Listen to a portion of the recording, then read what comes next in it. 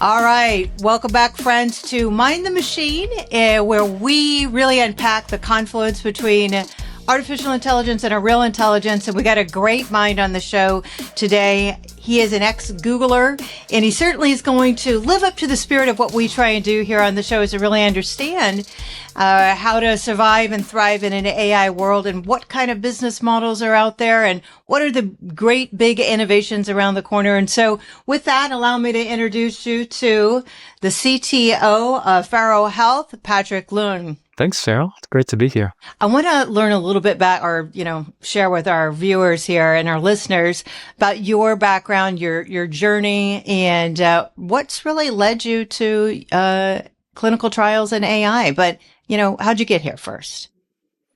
Sure.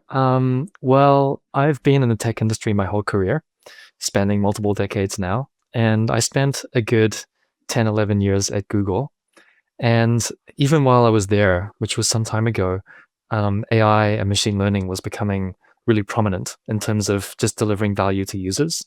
And so pretty much the last team I worked on was a conversational AI system. And this was well before these large language models like GPT came out. But nonetheless, it was very, very lifelike. And it would do things like call up a restaurant on your behalf and basically book a restaurant reservation for you and your friends.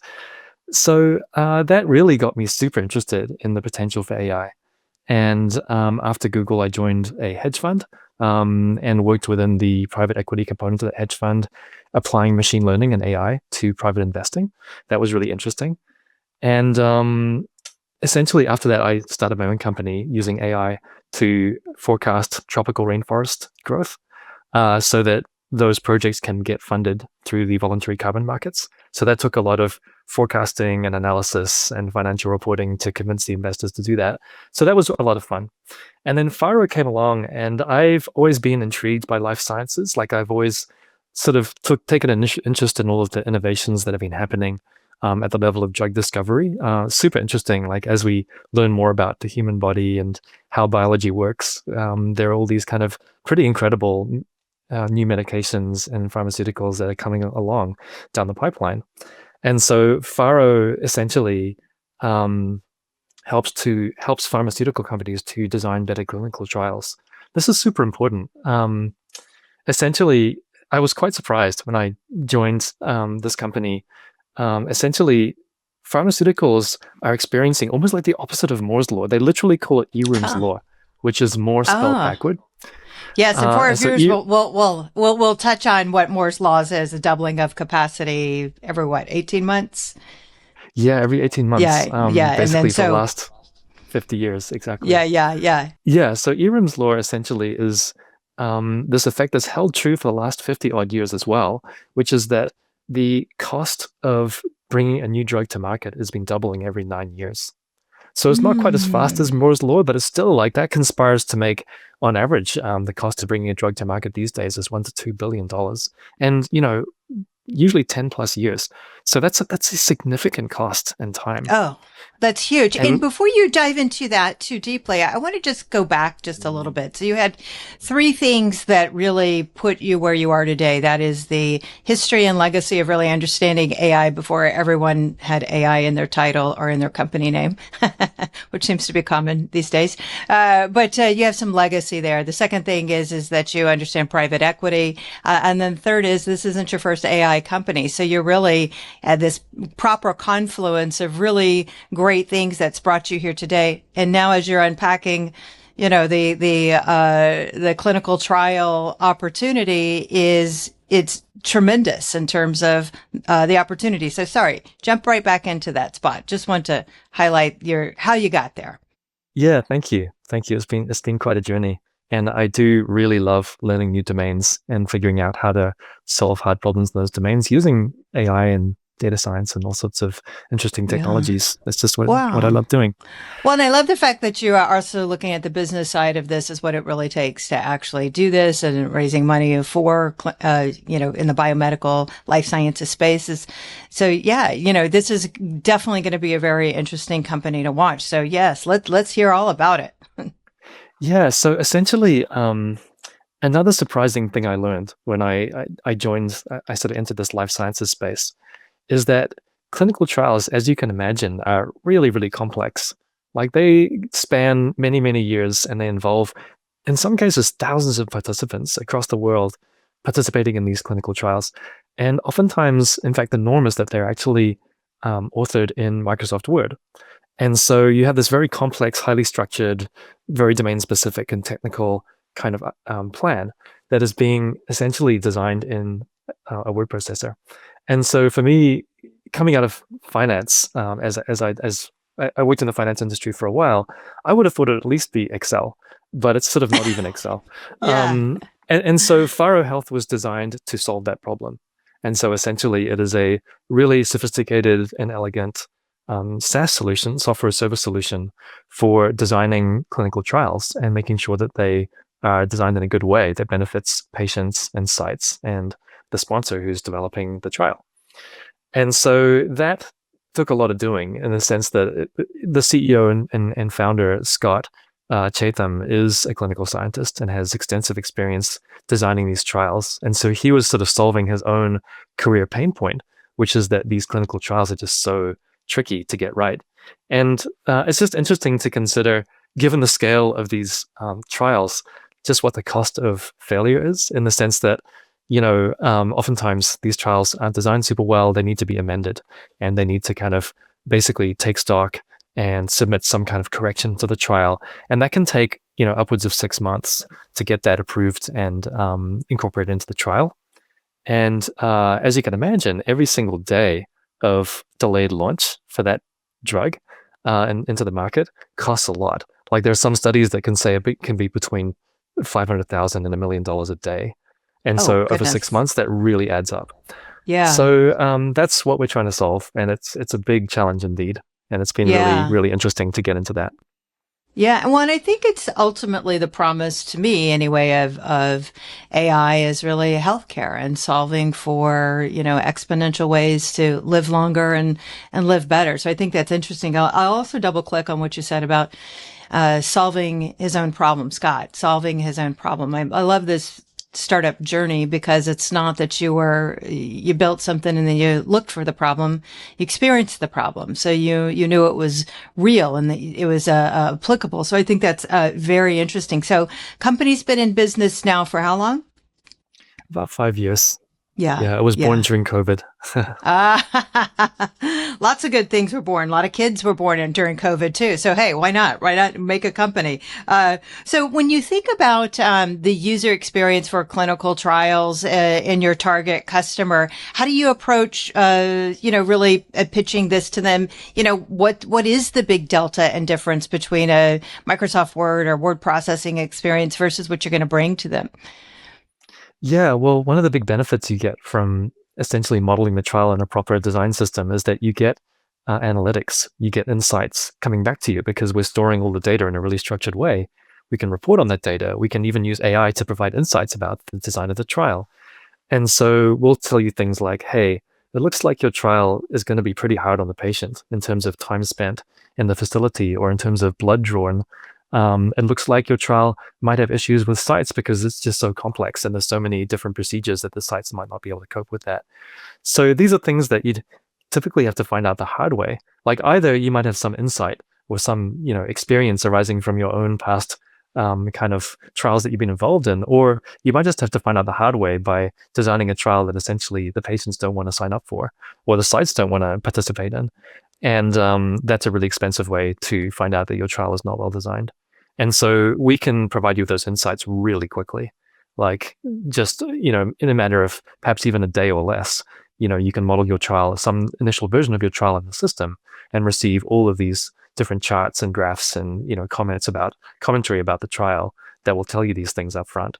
And so as a result, you can design a much better trial from the perspective of getting to market quickly, from the perspective of cost and time, from the perspective of the patient burden and how the patient experience is going to be, and also the sites that need to kind of participate in the trial. So this is really interesting.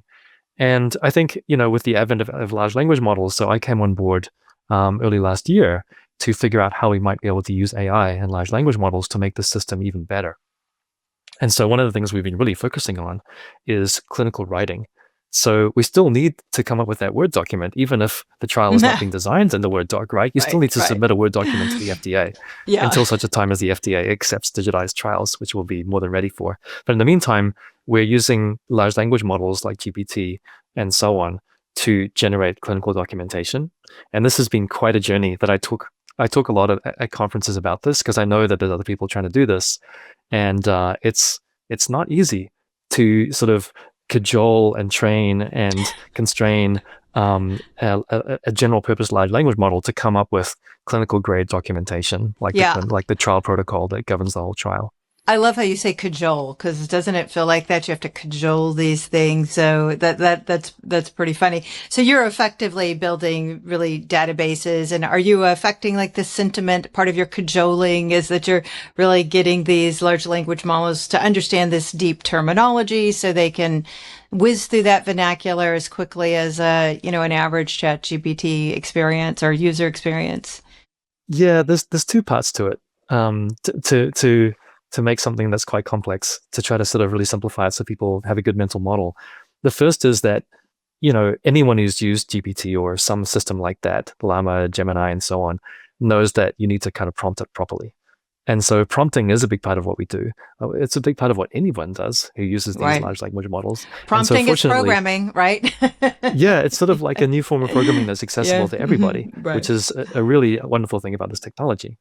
And so we have teams of clinical experts on board to really ensure that the prompting that we use to generate the clinical documentation is high quality. But that's actually not enough, because no matter how much you try to cajole and encourage and sort of train the model through prompting, there's always mistakes. There's always hallucinations or omissions or kind of deviations in terms of style and tone and consistency and things like that. And so we built this kind of agent-based architecture where there's various agents that are in charge of certain aspects of quality. And so some of them look for correctness, some of them look for completeness, some of them look for tone and style. And so they all work together to basically check the results that were generated from the initial model and give you feedback and say, hey, user, we have some sort of concerns or some warnings or some issues with these aspects of the content. And this needs to be done subsection by subsection. Like I'd initially thought, well, maybe we can generate a whole entire section, like maybe dozens of pages at once, because these models have such great capacity for generating a lot of content. But it turns out you can't really do that, because each section is very individual and has its own details and own set of requirements that are quite specific. And so you basically have to adopt a divide and conquer approach, where you generate each subsection independently and then evaluate it and then look at the whole document together. That takes some doing. Yeah, I bet. I guess that I like the word that you used earlier, mental model, is, this show is really targeted for folks that are understanding business models and understanding how AI would be applied in their life. And so we try and define and unpack these things. And so let's do that with the word agent and agentic. And then in my mind, these mental models, I kind of think of it if users or listeners have built GPTs, that these are, specific, purpose-driven, as it were, bots to do certain tasks in a certain predictable way, right? So can you talk a little bit about that? Just offer clarity for those that are trying to get their hands around the terminology. Yeah, for sure. I think you kind of did a pretty good summing it up yourself, but let me see if I can restate. Yeah, because if you look at something like GPT, which pretty much everyone uses these days, it's very general purpose. You can use it to do a whole bunch of different things, right? And so the idea behind an AI-based agent is that you want it to do something really specific. And so instead of generating emails and potentially summarizing meeting notes and looking at images and figuring out what they are, you just kind of boil it down to one thing. And the other thing about an agent is that it has agency, like as the name suggests, right? And so oftentimes you're pairing the large language model that interprets the instructions to the agent with some kind of back-end system. Maybe it's a database. And so, for instance, we have an agent that talks to our own database. We have this really complex kind of domain model that very accurately describes and models a clinical trial. And so we've built an agent that can talk to that and understand it and has awareness of what that model is. And so you can ask it a question like, what is the overall blood draw per visit for, a given trial. And it can sort of figure that out by doing all the necessary database querying and summation and so on. And so basically, you'll hear a lot about agentic architectures. What that means is a system that is comprised of agents that each of which do a specific operation, and in many cases talk to some other system on your behalf. And so that's really all it means, is sort of a cluster of agents that sort of work together to solve something kind of complex. Yeah, I love that. See, yeah, I think you added some additional structure to my simple definition. I did an interview with a CEO. He's actually going to come on the show. CEO of Kauai, a lot of open source stuff, and he likes to say double agents. So is your agent working for you, or is your agent a double agent? It always makes me chuckle, because I think that's kind of where folks think if you're let's say a business trying to bring AI to solve your problem for some measure of efficiency, and you have any kind of fears or so forth, you maybe are suspect of, how do I keep my data private? How can I make sure that this is an agent that's working for me and not a double agent? So I'd love your thoughts about that, and privacy and business and in data, and how you get folks comfortable with if they have those fears and concerns of double agents. Yeah, that's a really, really big topic. I mean, let me see if I can sum up. First of all, as you can imagine, we're talking to a lot of these kind of pharmaceutical companies and biotech companies for whom their clinical trials and what they're up to as far as exploring different molecules applied to different diseases, this is their intellectual property, right? This is the most precious thing they have. Like, maybe they spent years trying to develop this molecule using huge amounts of processing power and human power and so on. So they're really, really sensitive about this, and they really care about it. The first thing they ask us is, oh, you're using AI? Well, wait a sec. Like, does that mean our crown jewels, like this clinical trial that we're proposing that could take years and years, is going to be sent off to GPT, and they're going to use that, and some kid is going to be able to discover what we're doing in our labs, by cleverly querying the system? That's the whole scenario. That's what people are like, why would I plug that in? Why would I do that? Why should I be feeling comfortable about this, Exactly. And so the first thing we say is, listen, like, we're running whatever large language models that we use to provide value to you, we're running them in a very isolated environment, whereby the data never gets sent back to any vendor, whether it's OpenAI or Google or whoever. It's running in this kind of like hermetically sealed cloud environment that is at least as secure as other cloud systems that you already use. And so I think that's a really important message. It's sort of necessary, but not sufficient, in the sense that not only do you need to secure the LLM, but you also need to have policies and what we call AI governance policies around the usage and around the resulting data that goes into and comes out of that model. And so we're really serious about this, in the sense that we want to become a thought leader in this and share our principles for AI governance and so on. But as a result of really thinking about this, like, basically, how do you ensure that the clinical trials are accurate and that they're not going to have an adverse effect on patients and so on? This is something that we really need to be serious about, because this is a regulated industry. And so the standards to which biotech and pharma companies are held to through the FDA and other regulatory mechanisms is really high, and we need to be in line with that. Yeah.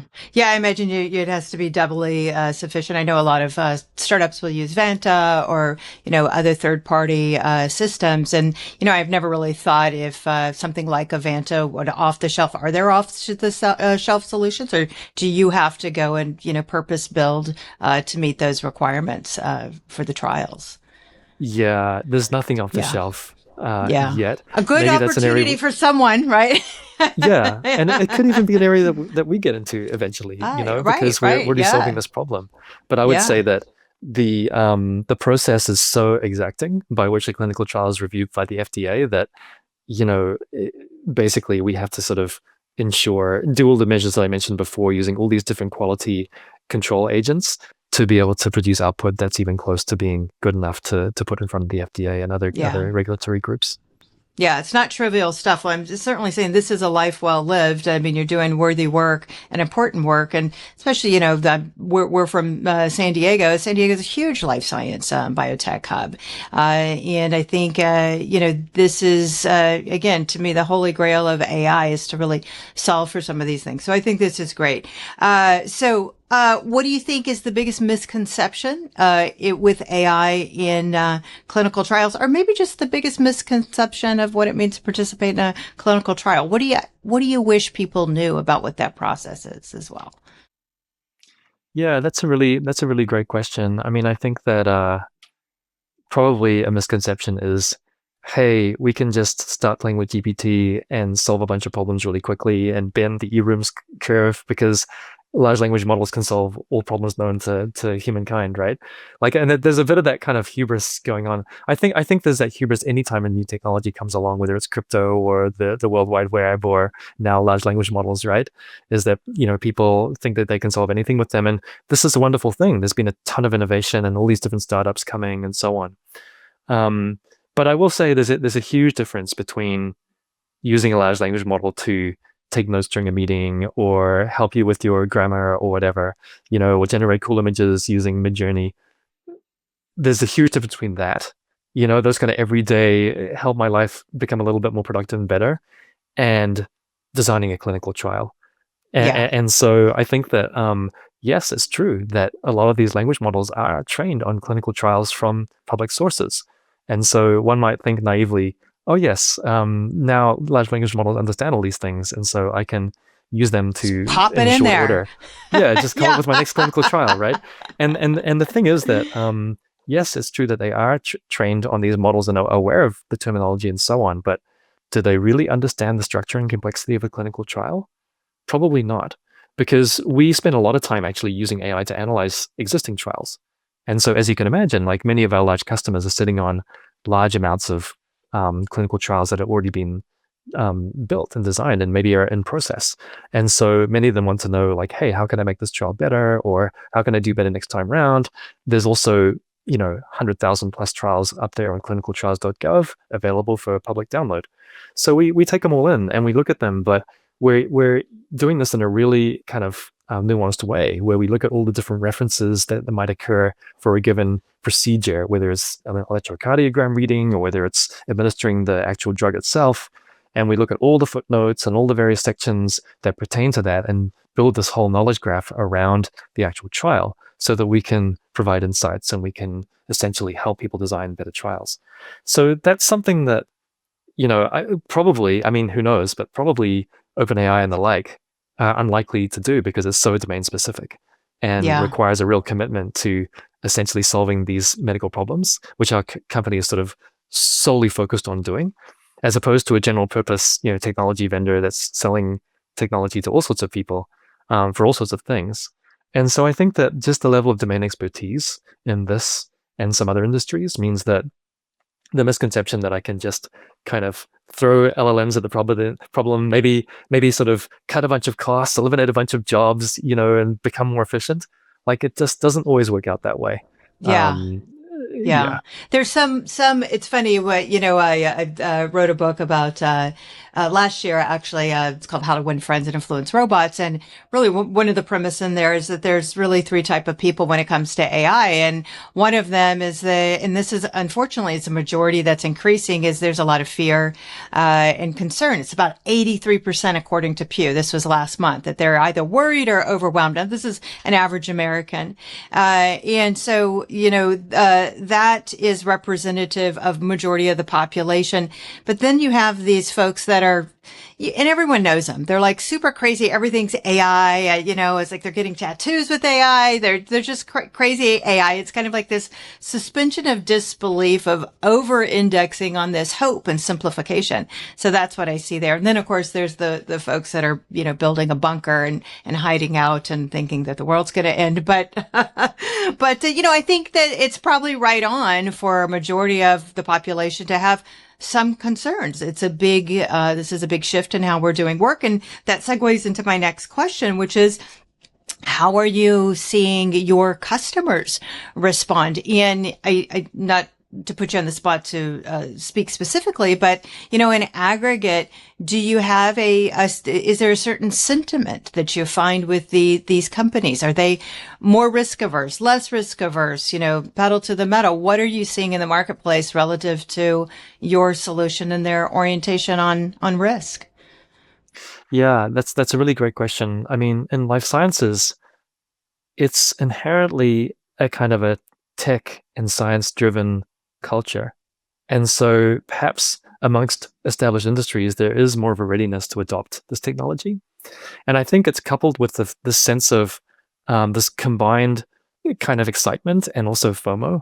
Like, hey, there's a lot of potential here. We're not quite sure what that potential is or how it's going to manifest, but we better get on this because everybody else is, and otherwise we're going to miss out, right?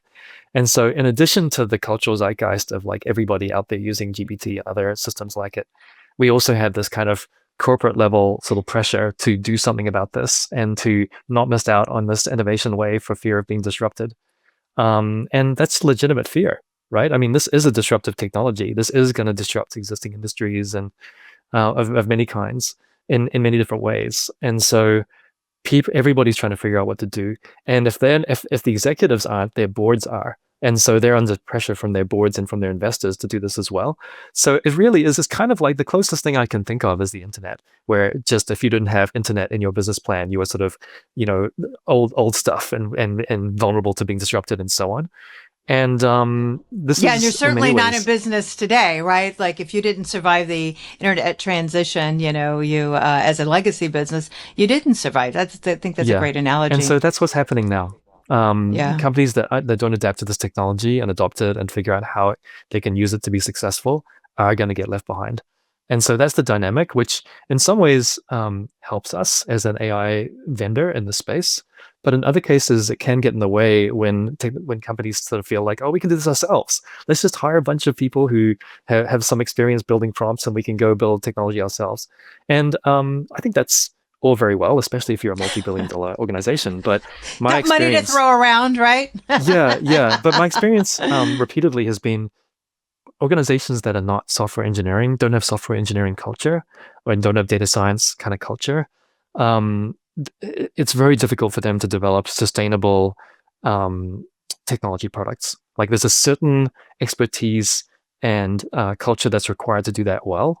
And so if you're just out there hiring consultants or just sort of randomly trying to form your own software engineering group, sometimes you can run into issues as far as just being able to build software that really lasts and is sustainable in terms of being able to be enhanced and keeping up with all the various advances and so on. And so invariably, people try it themselves, maybe with the help of a consulting group, and then they end up ditching it all and trying to find a decent vendor. And so we'll be waiting for those groups. And in the meantime, you'll be like, open arms, right over here, buddy. No. We're seeing that already, Yeah, and as part of what I do for Startup San Diego is really look at business models in this vertical SaaS. And so you talk not only about technical talent, which is this is very important, the culture of building and having builders that know what they're getting around in these systems and they understand it. But there's also the confluence of what are you building? So if you're building an AI agent, you absolutely have to have domain expertise to instruct these repeatable sequences, right? And so partnering well with those experts. Would you agree with that statement? And I'd love your thoughts on that. Yeah, I mean, we're still in quite a nascent stage here of these agentic architectures that I mentioned before. And so finding people who have real world experience launching products that are successful in the market that use these architectures, they're kind of few and far between still. Like I would say in a year or so, that won't be the case at all. And so it's always that balance of to what extent do you kind of set a really high hiring bar? You got to have this experience and this cultural fit and everything and wait potentially 3 or 4 months to hire that person versus kind of like taking a bet on someone really smart who maybe doesn't have all the experience you need and sort of just trusting your instinct that they're able to grow into the job. And that's something I think that any hiring manager faces. when they're out Yeah. there trying to hire someone with specific expertise. Right, right. Or, if you're trying to get your bearings on this, the board's putting a lot of pressure on you. You have a few different paths. I mean, you certainly could try and hire and do internal trials as you suggest. Then there are the large consulting firms that'll happily separate you from your money and, these system integrators. But then there's that middle path to go and build yourself. And so I think that this is what we're starting to see a lot in the rise of innovation, just as these jobs are shifting, because there is, these large AI investments are causing job redefinition, I'll say in a nice way. But, it's an innovator's dream come true in many ways. So It is, yeah, it is. And just to return to an earlier point you made about the majority of people who fear the AI, I think it would be good to talk a little bit about that. yeah. And I do tend, my personality tends to be optimistic overall. I knew I liked And so, you. just a few words about that, because I know people worry yeah. about this. Oh, AI is going to take all our jobs. This is, if you look at all these graphs, like I even had this chart that I show at the conferences or the presentations that I do that shows the rate at which AI is sort of essentially reaching human capabilities or more in various endeavors. And so it's kind of accelerating, right? And so there's all this fear about job loss. And I think, look, anytime there's a major new technology that's introduced, jobs will shift. But I have sort of one story that hopefully provides a little bit, because it's AI related, hopefully provides a little bit of hope around this, which is that before this large language model revolution, there was another AI revolution actually that nobody remembers now because it's been completely eclipsed by the LLMs. But computer imaging and computer vision really made huge leaps due to increases in processing power. And so maybe 10, 15 years ago, there was this revolution whereby all these new features appeared in Google Photos and other kind of products like that, where they started recognizing people's faces and like, hey, it looks like you're doing this, that, and the other, like all these kind of advances around understanding images. And so as a result, in the life sciences field, none other than Jan LeCun, one of the kind of forefathers of deep learning, Meta, said, right? hey, exactly. Like, hey, before too long, there won't be any radiologists left because AI will take care of all of it. So essentially, he was predicting that there would be no more radiologist jobs because computer vision would completely take them all.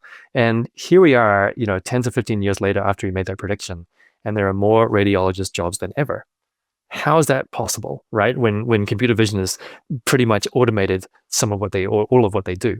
And so the answer is that the demand for radiology and for imaging went up so much because of the reduced cost and the increased ease of doing it. And combined with the fact you still need, because there's human lives and well-being at stake here, you still need humans to review things and to sort of take care of really difficult cases. So you still need the radiologist to do something. And so the volume actually in the demand resulted in more radiologists being needed than ever. I love this analogy because I also think too, and correct me if I'm wrong, is we were only imaging certain parts of the body based on cost. And then now you're able to image a lot more. So then overall health rose as a result because you were able to evaluate more. Yeah. And so people were like, well, I want to do that too. I want to proactively find out if I have some kind of condition that I wouldn't otherwise previously been able to do. And so that resulted in a big spike in demand, which resulted in more jobs. And so things shift as we become more efficient in ways that we can't always predict.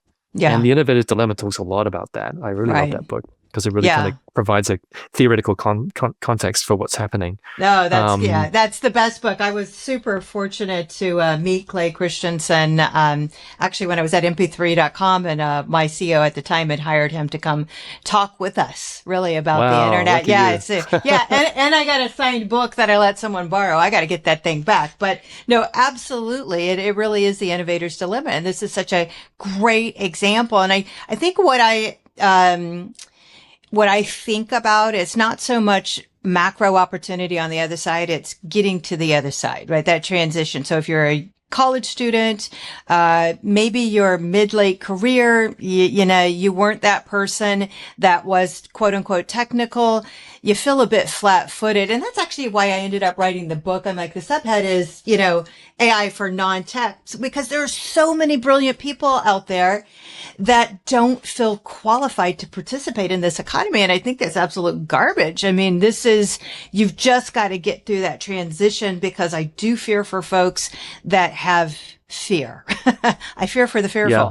So, Yeah. I mean, in some ways, this AI revolution is going to be amazing for entrepreneurs, right? Because the same forces that conspire to potentially, eliminate or shift jobs also make individuals much more productive. And so there's this kind of new, I don't quite know what the name for this is, but there's this whole 3-person startup kind of idea that you can build a viable business with 3 people. What was it, like an ideas person, a numbers person, and a words person, this kind of thing? And so I think that's great, that people can go out there, maybe even solo, and just try out their idea. And if you look at systems out there like Lovable, this kind of vibe-based programming, you can go quite a long way as far as building a full stack system yourself without any programming skills at all. And I think there are limitations to that, at least right now, as far as how far you can go, but you can make a pretty good proof of concept using a system like Lovable, let's say, in a matter of days, which is revolutionary. That's amazing. No, it is amazing. And that is, I think, the subtext. I think that's 100% the solution is orient yourself to think, what can I do? So if the organization that I basically gave my agency to, the W-2 hairnet name tag issuing corporation, you may have to reinvent yourself. You may have to think about something you are expert at, which is why I kind of doubled down on, not kind of, but I do double down on, if you're an expert at something, find some AI way to create a service for that, because I believe that there's a tremendous amount of opportunity, and no one's really left behind in this economy unless they self-select or they're so fearful that they really, have to kind of consider how to manage that. That's like a whole other issue. But this is a very anxious time for a lot of folks, and we thought COVID was bad, right? We thought COVID was this high stress. The world is changing, everything is changing, but it accelerated us 7 years advanced technology in that short amount of time, which actually paved the way for us to be a more AI savvy economy, and so, I'm just a real advocate of folks taking the reins because they can. Absolutely. Yeah. I mean, just going back to the point I made earlier about how all these pharmaceutical companies are under immense pressure from their boards and investors and internally, out of a combination of FOMO and opportunity to just do something. So if you can master these tools to the level that you can go in there and actually help to make that transformation happen, help to automate processes, help to sort of rethink the way things are done using large language models, using AI, then you're immensely valuable. And it doesn't necessarily require a PhD in AI anymore to do these things at all, because these tools are so inherently accessible because of the fact that you basically use them via natural language. And so I think that's one area to really, really just think about, like, how might you, in your area of expertise, given your experience, really pivot into using AI to transform the way that you and others do that kind of work. Yeah, no, and it's really good. So now shifting to a little bit of the personal stuff, I would love to know, what do you use personally around the house when you're messing around with tools? What are your favorite tools for AI? Well, let's see. I mean, I definitely am super into meditation. And I'm a part of this worldwide meditation community, Siddhamaha Yoga. And basically, I help organize online retreats. And so we're a sort of a virtual organization, and we run these really super amazing online retreats over Zoom. And I've been using AI to design tools and to automate processes so we can make running those retreats really easy. So that's one example.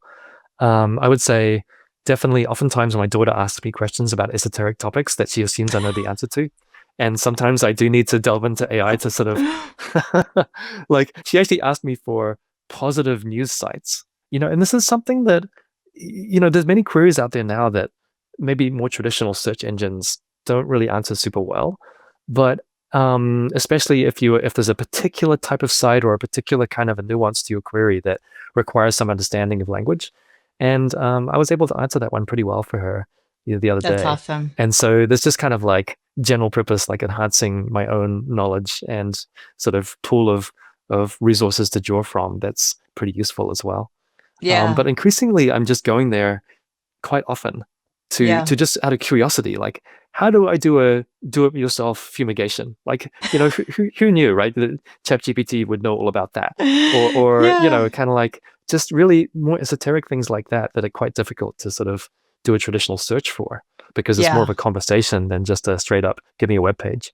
No, it's pretty phenomenal. I'm messing around with Grok and the voice agents right now, and having a lot of fun with that. Getting a lot of problem solved with that. But no, I think everyone's got some fun, unique thing that they're doing, and you certainly are no different there. What are your biggest hopes for AI on a macro, large scale? Obviously in what you're doing in your industry, but do you have other hopes, ideas about AI and what it will bring in the future?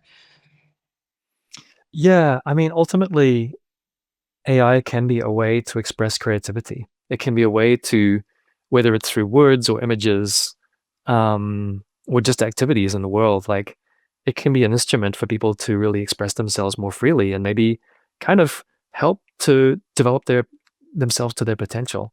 And I think that many people have limiting beliefs like I'm not an artist or I'm not good at writing, even though they might have some desire or some inspiration to actually do these things. And so my hope is that through essentially helping people to develop themselves and to express themselves in ways that maybe they wouldn't have otherwise done, that it might actually raise human consciousness or might actually help people to do things that essentially benefit humanity and the world.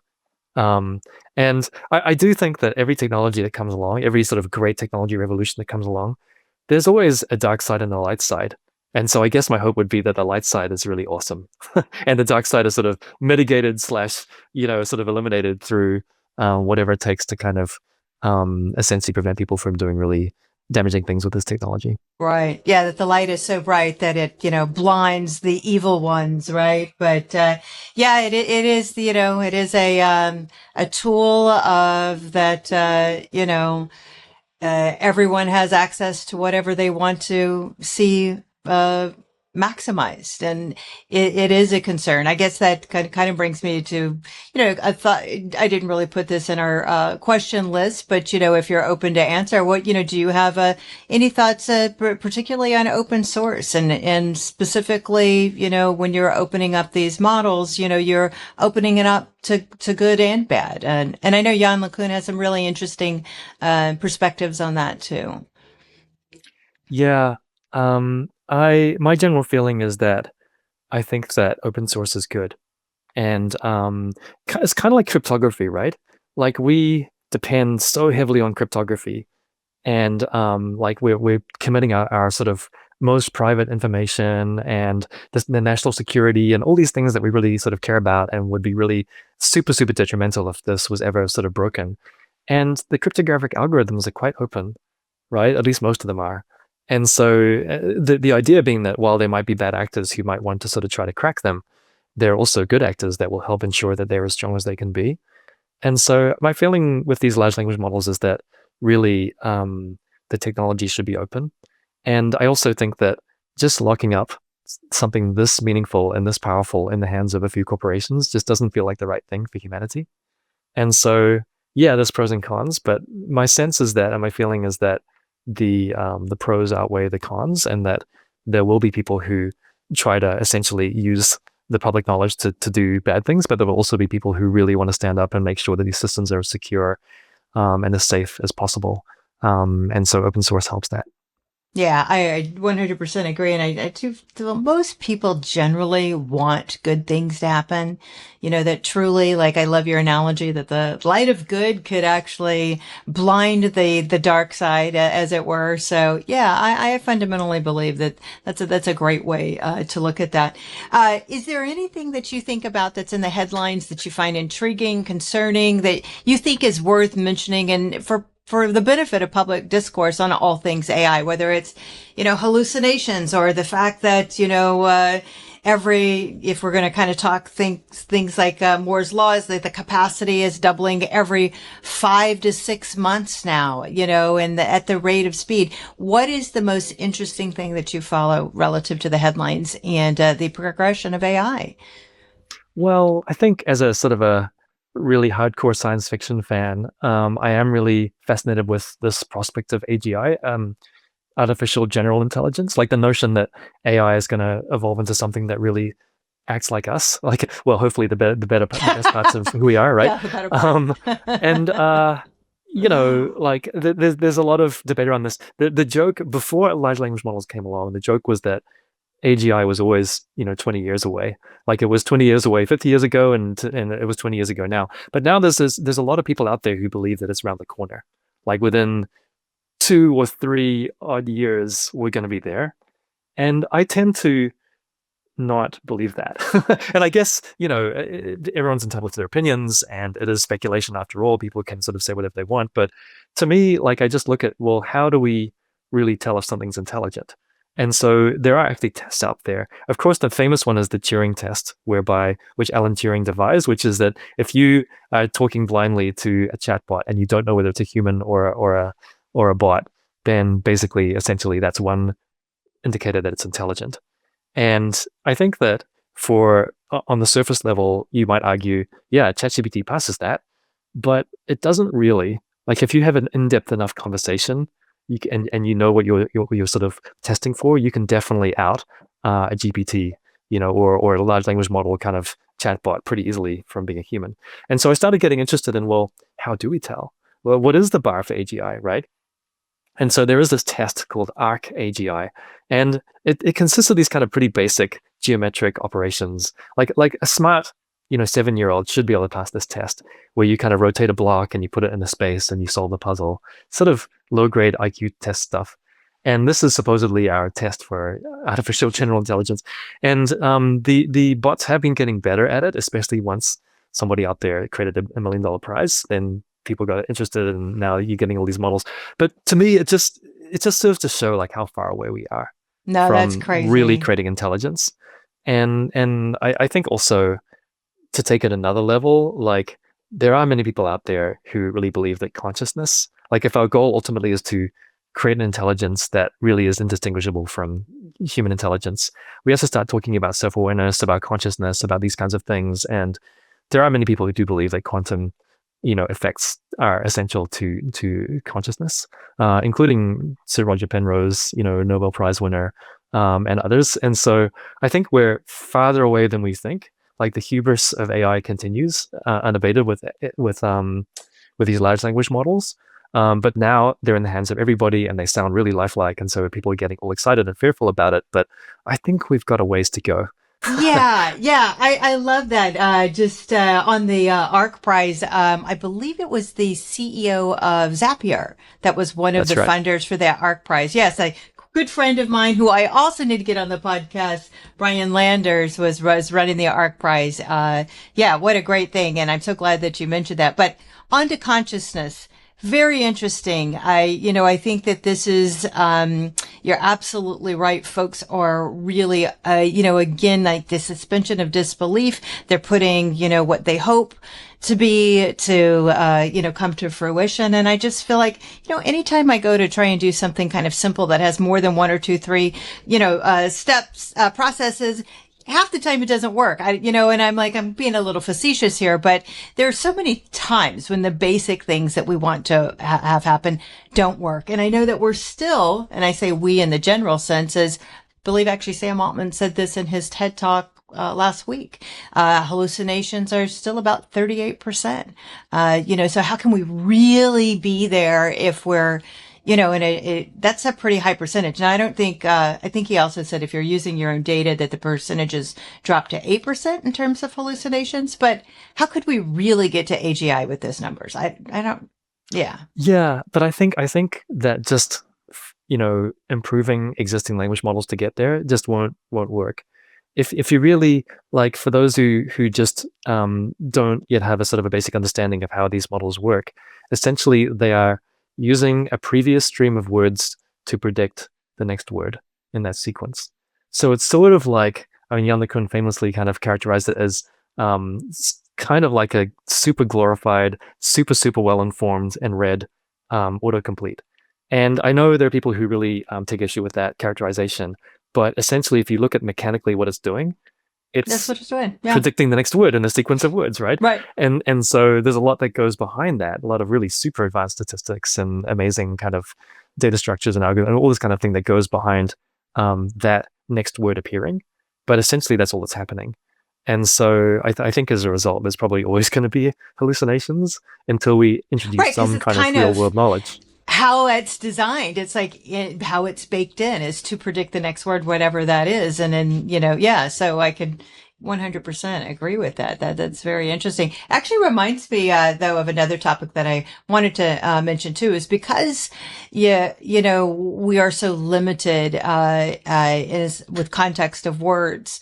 Words like male and female and, words that have multiple depth, very complex. And this goes into, how do you assign weights and biases and so forth. What are your general thoughts on ever getting these systems to be more equitable? Or would we just shift to these are going to just have to be bespoke, custom, small models? Like there's never going to be this macro system that's going to serve all nuances of language. I asked you 3 questions at once. That wasn't really fair, but we'd love your thoughts just on that general topic. Yeah, I mean, there are so many stories out there of people getting the LLMs to say various super offensive or wrong-headed things. And I think that in some ways that's inevitable simply because this thing is trained on the internet, right? Yeah. There's a lot of content going in there that is questionable, essentially. Right. And so you do start to see these large language models in many different ways, subtle and overt, reflecting back the biases and the kind of prejudices that we have in our own society, simply because there's so much content out there that embodies those prejudices.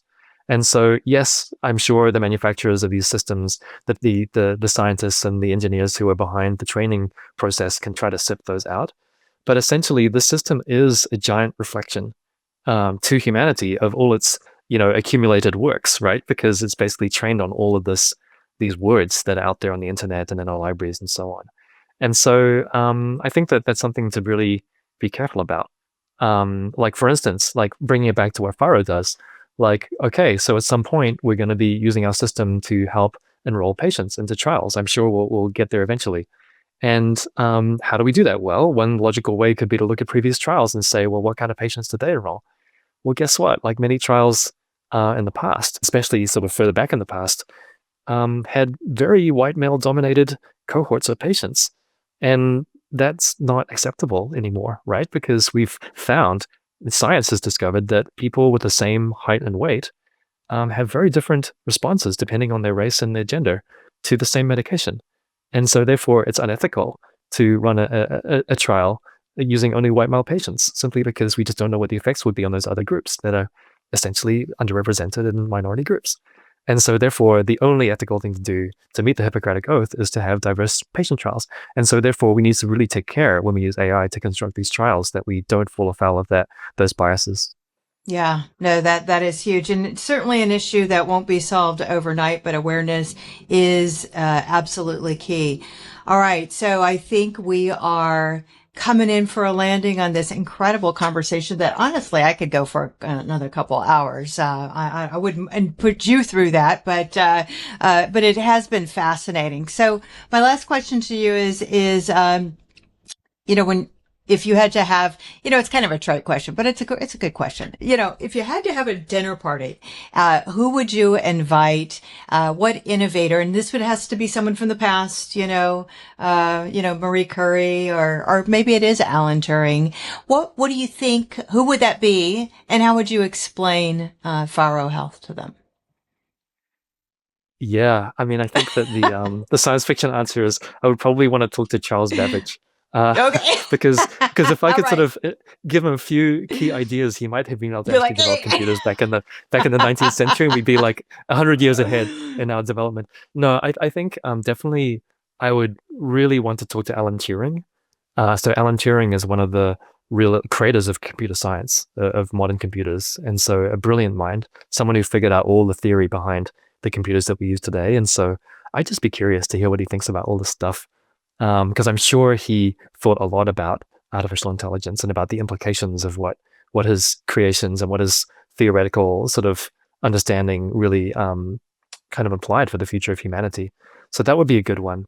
And I think, yeah, it would be great to talk to someone like Marie Curie or Jonas Salk, right? Who right. came to San Diego and created this incredible Salk Institute that catalyzed all of this innovation in life sciences. I just love to talk to someone who invented a vaccine or had this kind of like really catalytic effect on our development, of modern medicine. So that would be really interesting. And Yeah. I'd love to get their take on Faro Health. Like, what do they think we should be focusing on? Or what do they think the risks and opportunities are inherent in building a platform for developing and designing clinical trials better? It'd be great to get their take on that. Yes. Well, you picked some great ones for sure. And if no one's seen the I forget the name of the movie now, Alan Turing's the story. Oh, The Imitation Game. Yes, what a great Really good flick. Oh, such a good one. So Love parents, that movie. make your kids watch that movie because it's a great one. But I know that if you have an imaginary dinner party, I also want to be invited. So let's make sure that happens. Sure. But Done. All right, so we're going to close it out. And Patrick, tell folks where they can go to learn more about Faro Health, and we'll land this ship. Sure. We're just at www.farohealth.com. That's FARO health.com. And you can also find me on LinkedIn. Excellent. Thank you so much for your time, your insight. And I think we're going to just have to continue this conversation and check in a couple of months and see where we are. All right. For sure. Thank you so much, Patrick.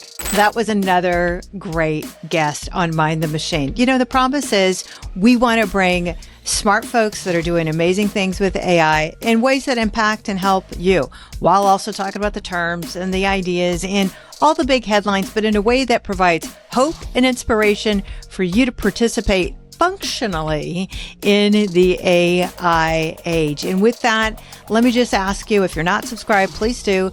Primary platform for us is YouTube, but we're also on all major podcast platforms. And question for you, would you like to make sure that your guest makes it onto the show? Send me a note and tell me who you want to hear from. I'd love to talk about what you want to hear. So send me a note at ckg@finegood.tech, or you can ping me on LinkedIn, CK Goodman, or finegood.tech on Instagram. And of course, anything that you need relative to getting skilled up on AI, check out finegood.tech. Thanks for watching the show.